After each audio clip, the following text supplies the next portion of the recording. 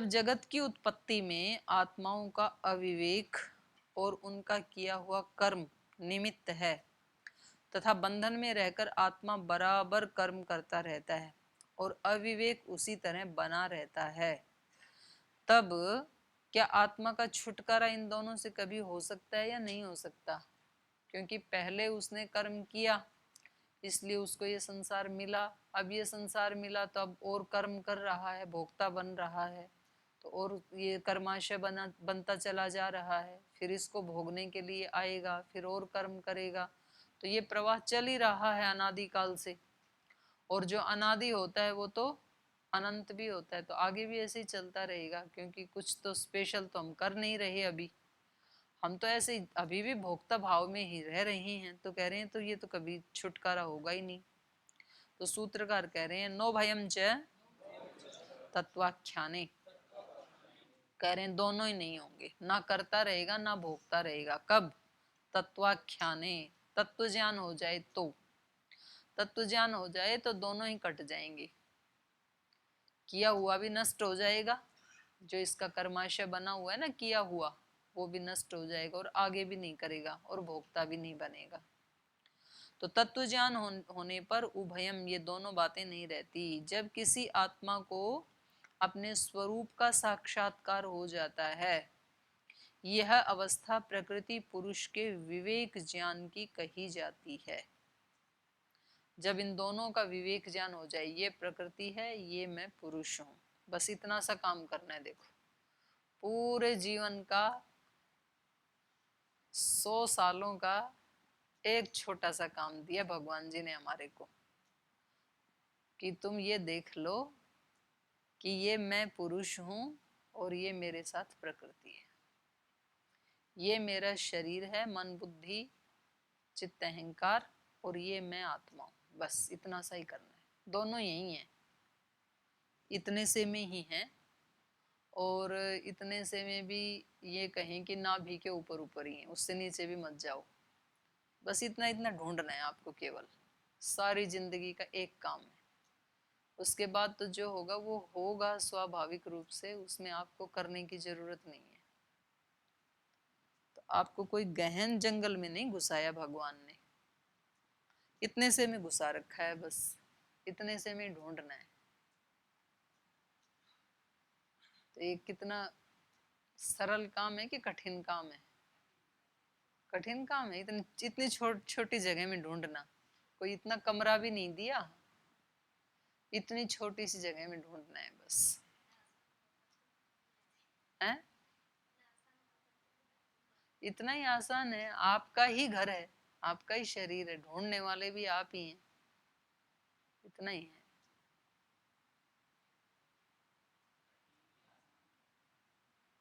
ठीक, इसका भी उत्तर बताना, मिले तो मेरे को भी बताना, क्योंकि मैंने भी ढूंढा नहीं ना अभी, तो आप इसको भी बता देना, फिर आपको मिलेगा जरूर। तो जब किसी आत्मा को अपने स्वरूप का साक्षात्कार हो जाता है, तो यह अवस्था प्रकृति पुरुष के विवेक ज्ञान की कही जाती है। यही विवेक ज्ञान है। इस प्रकार विवेक ज्ञान होने पर न अविवेक रहता है और न कृत कर्म, अर्थात जो विषयजन्य सुख दुख की अनुभूति है, सुखी दुखी होते हैं, वो भी नहीं होता है। फलतः आत्मा अविवेक तथा कर्मानुष्ठान की अवस्थाओं से छुटकारा पाकर स्वयं अपने स्वरूप में अवस्थित हो जाता है।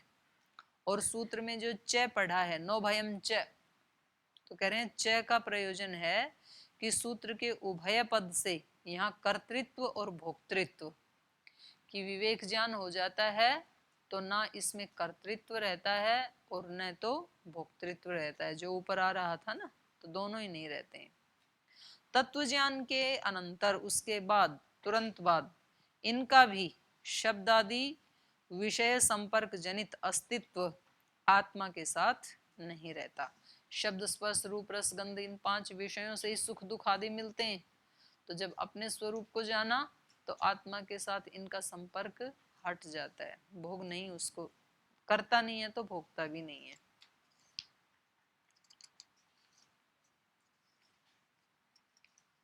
तो प्रमाणों का विवेचन करके अनुमान के आधार पर संक्षेप से प्रकृति पुरुष के अस्तित्व को सिद्ध किया गया।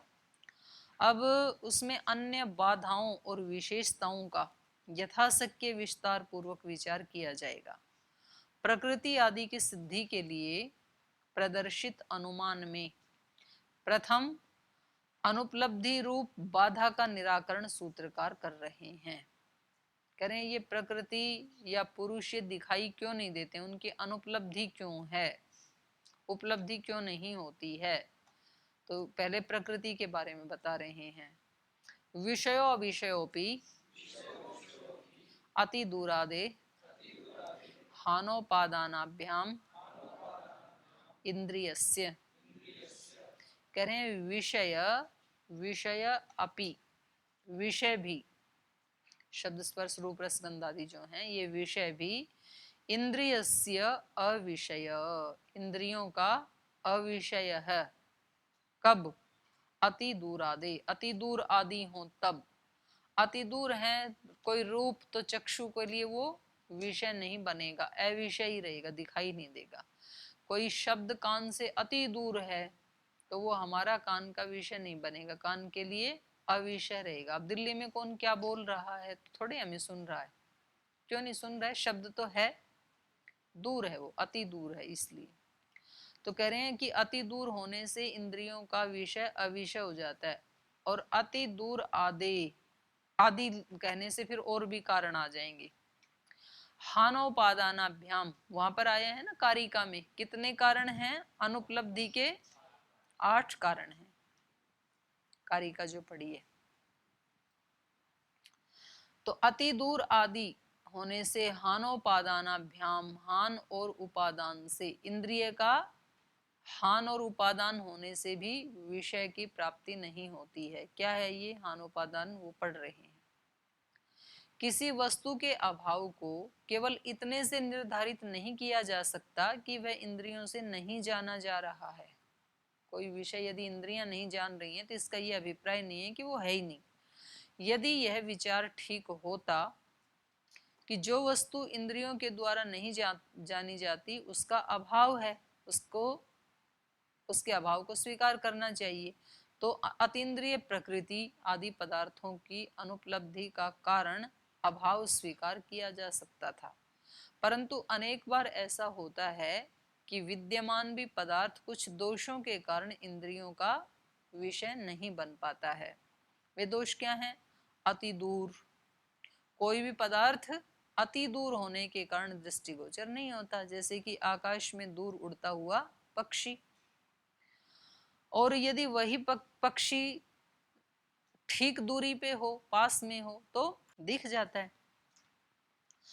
सूत्र आदि पद अति दूर के विरोधी, अति माने सूत्र में जो आदि पद पढ़ा है ना, वो अति दूर के साथ साथ अति समीप का भी वो करवा रहा है, उसका ग्रहण करवा रहा है। अति समीप जैसे अपनी आंख में लगाया हुआ काजल। तो दूसरा दोष अति समीप होने के कारण भी कोई चीज नहीं दिखती है, जैसे कि अपनी आंख में लगाया हुआ अंजन। और वही ठीक दूरी पे माने किसी दूसरे की आंख में लगा रखी हो वो काजल अंजन तो दिख जाता है। तीसरा दोष है हान, अगर वो इंद्रिय का ही हानि हो गई, चक्षु इंद्रिय है ही नहीं इसके इस गोलक में, तो भी वस्तु नहीं दिखेगी। जैसे कि कोई सूरदास वस्तु को नहीं व्यक्ति को नहीं दिखती है वस्तु, तो वस्तु तो है पर क्यों नहीं दिख रही है? उसकी इंद्रिय का हान होने से। अर्थात इंद्रिय की दुर्बलता, अंधा बधिर, बधिर है तो शब्द नहीं सुनेगा, और रूप और शब्द को वे ग्रहण कर लेते हैं जिनके चक्षु और श्रोत्र इंद्रिय ठीक हैं। तो ये हो गया हान से। अन्य दोष विषयगत चौथा दोष है उपादान, इंद्रिय और विषय के बीच में किसी अन्य वस्तु का उपस्थित हो जाना, माने किसी मूर्तिमान वस्तु का व्यवधान हो जाना। जैसे उस कमरे में क्या वस्तुएं रखी हैं वो नहीं दिख रहा क्योंकि बीच में दीवार का व्यवधान हो गया।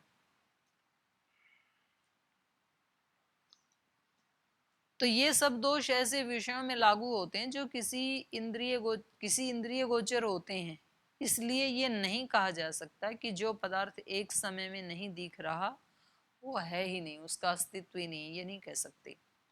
सर्वथा अतीन्द्रिय है प्रकृति, वो कभी नहीं दिखती है। तो सर्वथा अतीन्द्रिय प्रकृति आदि पदार्थों की अनुपलब्धि में इन दोषों को बाधक नहीं कहा जा सकता, क्योंकि प्रकृति आदि पदार्थ कभी दृष्टिगोचर नहीं होते। इन्होंने कहा ना कि कोई चीज होते हुए भी इन इन कारणों से नहीं दिखती है, बोले ये कारण तो वहां लागू होंगे जो वो पदार्थ कभी दिखता है कभी नहीं दिखता है। जैसे पक्षी अति दूर है तो नहीं दिखता है, पर समीप में आई तब तो दिखता है ना, तो पक्षी है, हम ये मान लेंगे। कोई अति समीप है कोई वस्तु, काजल आदि, तो नहीं दिखती है, पर दूसरे की आंख में तब तो दिखती है ना। पर प्रकृति तो ऐसी है कि कभी भी नहीं दिखती है। ये पदार्थ तो ऐसे हैं कि व्यवहित है तो नहीं दिखता है, दीवार को तोड़ दो तो दिखने लगेगा। तो कह रहे हैं ये आप प्रकृति के ऊपर नहीं लगा सकते इन कारणों को कि वो अति दूर है या अति समीप है, ऐसे कह के आप उसको, क्योंकि वो तो कभी भी नहीं दिखती है। ये जो विषय आपने बताए इंद्रियों के, ये तो कभी दिखते हैं कभी नहीं दिखते हैं। सर्वथा अतीन्द्रिय प्रकृति, वो तो सर्वथा ही अतीन्द्रिय है, कभी भी इंद्रिय से नहीं दिखती है। तो इन पदार्थों की अनुपलब्धि में इन दोषों को बाधक नहीं कहा जा सकता, क्योंकि प्रकृति आदि पदार्थ कभी दृष्टिगोचर नहीं होते, तो उनकी अनुपलब्धि उनके अभाव की ही साधक समझी जानी चाहिए। पता ये लग रहा है कि वो हैं ही नहीं, अगर होते तो कभी तो दिखते ना, मूल प्रकृति आदि। तो सूत्रकार कह रहे हैं सौक्ष्म्या तद अनुपलब्धि ही, कह रहे नहीं वो है नहीं, ऐसा नहीं है, बल्कि वो बहुत सूक्ष्म है। ये जो दोष बताई जा रही थी स्थूल चीजों के बताई जा रही थी, तो स्थूल चीज तो बहुत दूर है तो नहीं दिखेगी, समीप है तो दिख जाएगी। लेकिन जो अति सूक्ष्म है, तो वो दूर हो या पास में हो, वो तो इंद्रिय से दिखेगी नहीं, कभी नहीं दिखेगी। तो सूक्ष्म्यात् तद अनुपलब्धि, प्रकृति आदि की अनुपलब्धि सूक्ष्मता के कारण नहीं होती है। जगत के मूल कारण सत्वरजतम अतिशय अणुरूप होने के कारण अति सूक्ष्म होते हैं, उनका ग्रहण करना इंद्रियों की शक्ति से परे है। जब इंद्रियां उन्हें ग्रहण ही नहीं कर सकती, तो इंद्रियों के द्वारा उनकी अनुपलब्धि उनके अभाव का साधक नहीं कहा जा सकता। माने इंद्रियां तो अहंकार से बनी हैं, और वो तो अहंकार का भी कारण महतत्व, महतत्व का भी कारण मूल प्रकृति, तो अत्यंत सूक्ष्म हो गया ना वो, तो ये कैसे देख पाएंगी। तब इंद्रियों के द्वारा उनकी अनुपलब्धि उनके अभाव का साधक नहीं कही जा सकती। जहां कहीं प्रकृति को व्यापक कहा, वो सत्व आदि की समष्टि दृष्टि से कहा गया है। सूक्ष्म होने के कारण यदि इंद्रियों से प्रकृति की अनुपलब्धि उसके अभाव की साधक नहीं, तो प्रकृति का ज्ञान तो किसी उपाय से तो होना चाहिए। करें कैसे ज्ञान हो फिर, आप करें अति सूक्ष्म इंद्रियों से तो होगा नहीं, तो कैसे होगा फिर। तो उसका उत्तर देने कार्य दर्शनात् तदुपलब्धे है। जो अति सूक्ष्म पदार्थ होते हैं वो प्रत्यक्ष नहीं दिखते हैं, बल्कि कार्य को देख करके उनके कारण का अनुमान कर लिया जाता है। तो ये कार्य जगत तो दिखाई दे रहे हैं ना त्रिगुणात्मक, तो जो कार्य में है वो ही कारण में रहा होगा। काला कपड़ा है तो धागे कैसे रहे होंगे, और सफेद है तो, और लाल है तो, क्यों, सफेद धागों से भी तो वस्त्र को रंगाया जा सकता है, कारण लाल ही होंगे, ये कैसे बोला आपने। अगर वस्त्र को रंगवाया नहीं आपने और फिर भी लाल है, तो फिर उसके धागे कैसे होंगे, लाल ही रहे होंगे तंतु। लेकिन तंतु को रंगा होगा, क्योंकि तंतु हमेशा श्वेत ही होता है, तंतु लाल नहीं होता। कपास से कभी भी वो लाल नहीं निकलता, लाल कपास सफेद ही निकलता है। वो कोई नया बीज आप डेवलप कर लें, ऐसा कपास बना दें, हैं? आपने देखा है, हमने नहीं देखा, सुना भी नहीं कि लाल कपास लगी हो कहीं। वो कल ला के दिखाना मेरे पेपर, ठीक है। हाँ हाँ, लेके आना कि लाल कपास आ गई है, तो बहुत अच्छी बात है। वो तो सन्यासियों के सबके कपड़े उसी से बनाएंगे, फिर रंगने की जरूरत नहीं पड़ेगी। और यदि लाल उगा सकते हैं तब तो नीले पीले कपास भी उग गए होंगे फिर। तो फिर कोई कलर नाम की चीज की जरूरत नहीं है, उन्हीं धागों से बनाओ फिर सब कुछ।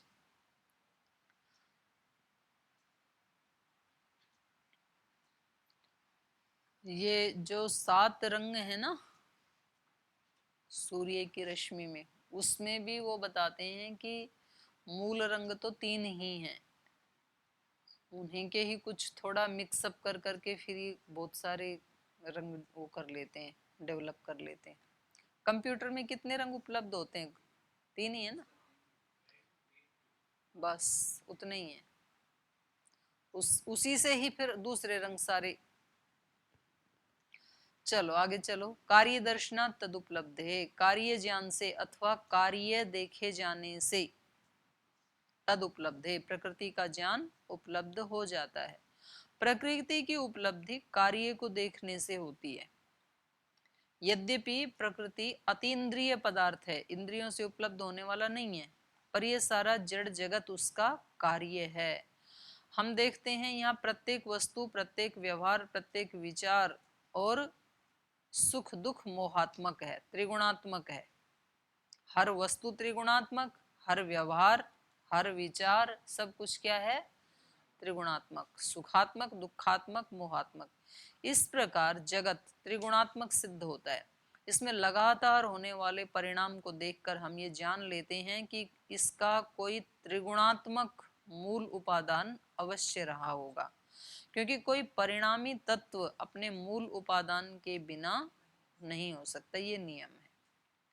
तो इस प्रकार से जैसे किसी बच्चे को देख करके क्या अनुमान होता है कि कोई ना कोई तो इसका माता पिता रहा ही होगा, क्योंकि बिना माता पिता के तो बच्चा होता ही नहीं है कभी भी। तो कार्य को देख करके कारण, कभी कोई फल दिखाई देता है तो अनुमान क्या होता है? कोई ना कोई तो इसका वृक्ष या पौधा रहा ही होगा, क्योंकि उसके बिना तो उसको पैदा कर ही नहीं सकते।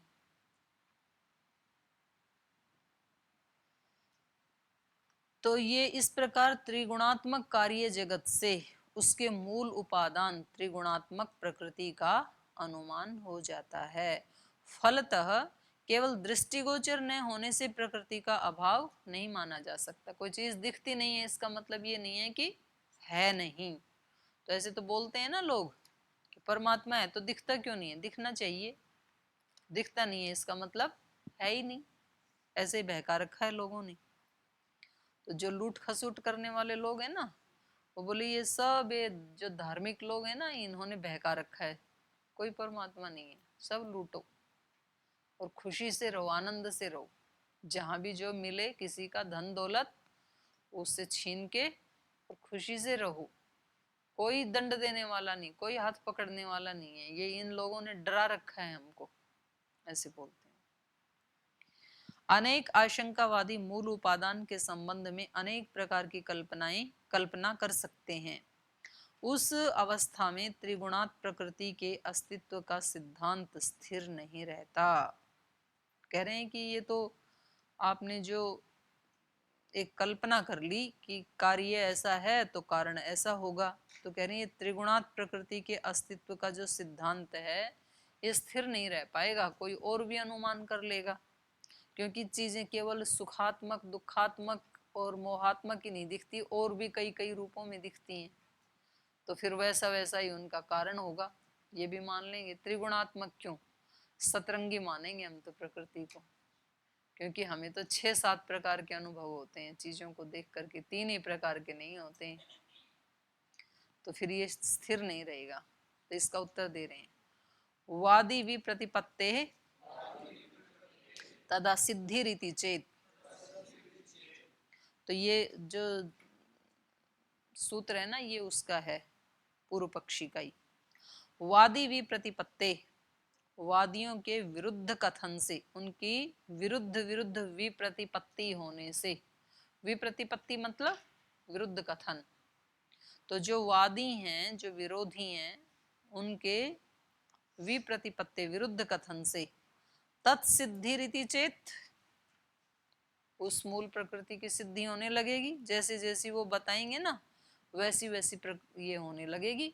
मूल प्रकृति त्रिगुणात्मक ही क्यों होगी, कहीं कहीं चार चतुर्गुणात्मक होगी, कहीं पंच गुणात्मक होगी, षट गुणात्मक होगी।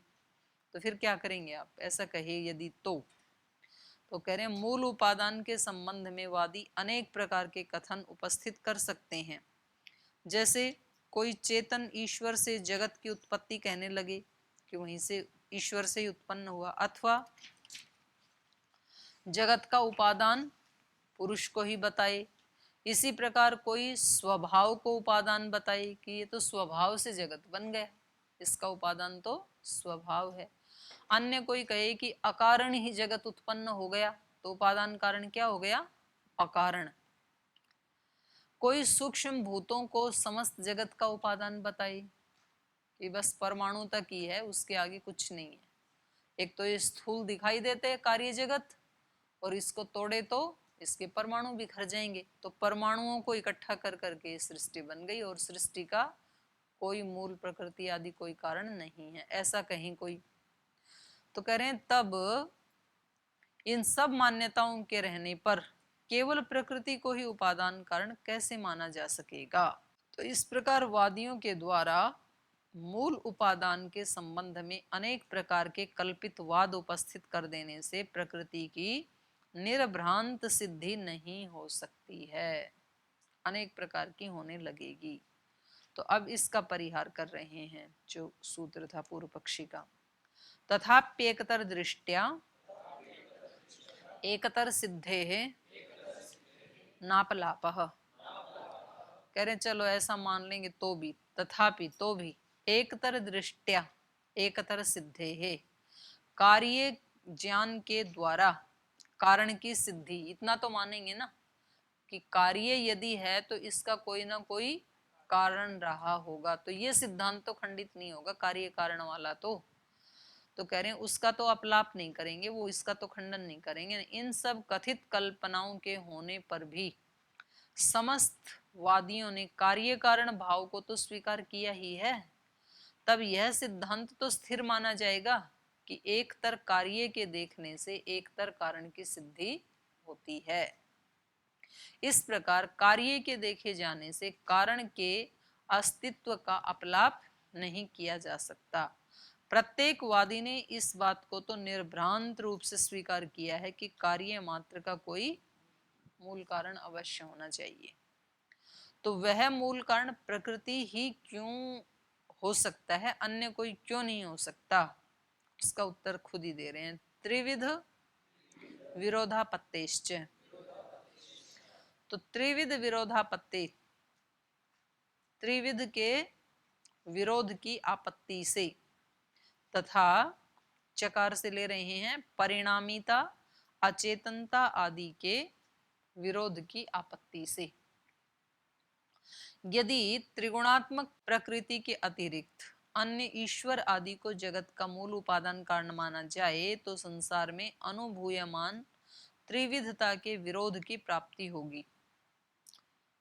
अगर आप ये कहो कि त्रिगुणात्मक नहीं है जगत, तो कार्य भी आपको कैसा दिखाना पड़ेगा, जितने गुण वाला आप कारण बता रहे हैं ना वैसा फिर आपको कार्य में भी दिखाना पड़ेगा।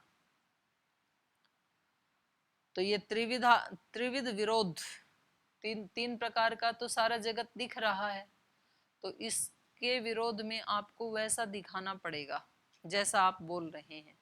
यदि त्रिगुणात्मक प्रकृति के अतिरिक्त अन्य ईश्वर को जगत का मूल उपादान कारण माना जाए तो संसार में अनुभूयमान त्रिविधता के विरोध की प्राप्ति होगी। फिर तो ईश्वरमय दिखनी चाहिए ना सृष्टि, त्रिगुणात्मक नहीं दिखनी चाहिए। जगत के प्रत्येक पदार्थ, प्रत्येक व्यवहार, प्रत्येक भावना में त्रिगुणात्मकता देखी जाती है। तो इससे त्रिगुणात्मक मूल कारण का अनुमान किया जा सकता है। ईश्वर आदि को मूल उपादान कारण मानने पर जगत की दृष्ट त्रिगुणात्मकता का विरोध होगा, क्योंकि ईश्वर आदि तत्व त्रिगुणात्मक है नहीं। तो यदि उनको भी त्रिगुणात्मक मान लिया जाए तो कह रहे हैं तब तो शब्द मात्र का भेद होगा, मूल कारण तो त्रिगुणात्मक ही हुआ। आप कहोगे कि हम तो ईश्वर को ही त्रिगुणात्मक मानेंगे, तो फिर तो ये संज्ञा का ही भेद हुआ। जो त्रिगुणात्मक वस्तु है हम उसको प्रकृति कह रहे हैं और आप उसको ईश्वर कह रहे हैं, तो उसमें अंतर क्या पड़ा? पर कारण तो त्रिगुणात्मक ही रहा ना। तो सूत्र में जो च पद पढ़ा है ये प्रकृति के परिणामी अचेतन आदि स्वरूप का संग्रह करता है। त्रिगुणात्मक भी है, परिणामी भी है, अचेतन भी है। ईश्वर आदि को जगत का मूल उपादान मानने पर यथासंभव इसके परिणामित्व, अचेतनत्व आदि का भी विरोध प्राप्त होगा, क्योंकि ईश्वर ना परिणामी है और ना अचेतन है। जबकि सृष्टि में हमें देखने को मिलता है सृष्टि तो परिणामी भी है, अचेतन भी है। तो उस अवस्था में संसार परिणामी और अचेतन भी नहीं हो सकेगा, और जो कि प्रत्यक्ष आदि प्रमाणों के विरुद्ध है। ये तो हमें प्रत्यक्ष ही दिख रहा है कि सृष्टि परिणामी है और अचेतन है। तो इन सब कारणों से त्रिगुणात्मक प्रकृति को ही जगत का मूल उपादान कारण सिद्ध किया जा सकता है। तो आगे ये कल बताएंगे कि कार्य कारण भाव के प्रसंग से भी सत्कार्यवाद का जो प्रतिपादन है वो फिर अगले सूत्र से प्रतिस्थापित करेंगे सूत्रकार। आज यहीं विराम देते हैं कक्षा को।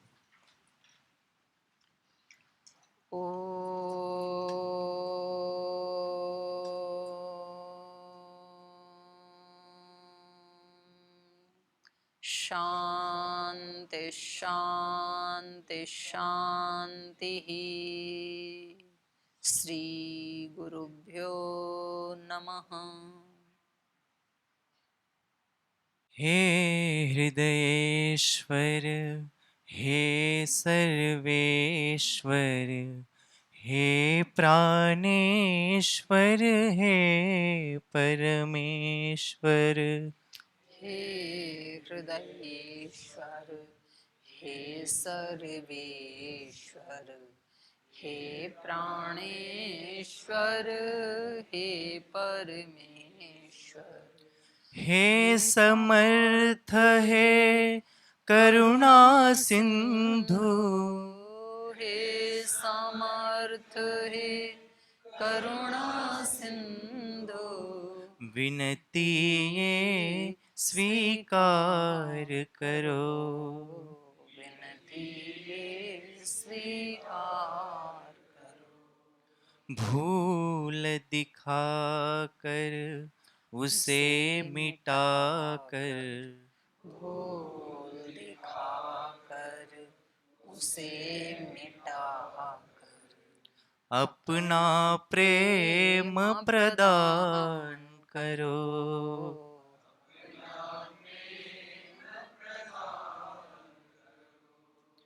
पीर हरो हरि, पीर हरो,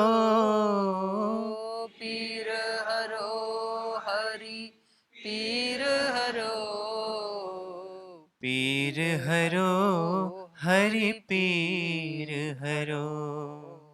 पीर हरो हरि, पीर हरो।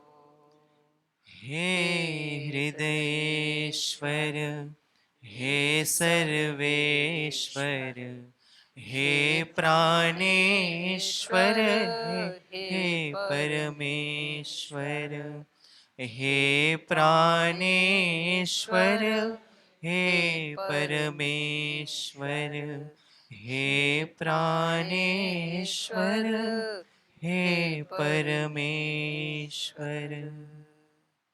ओम श्री गुरुभ्यो नमः।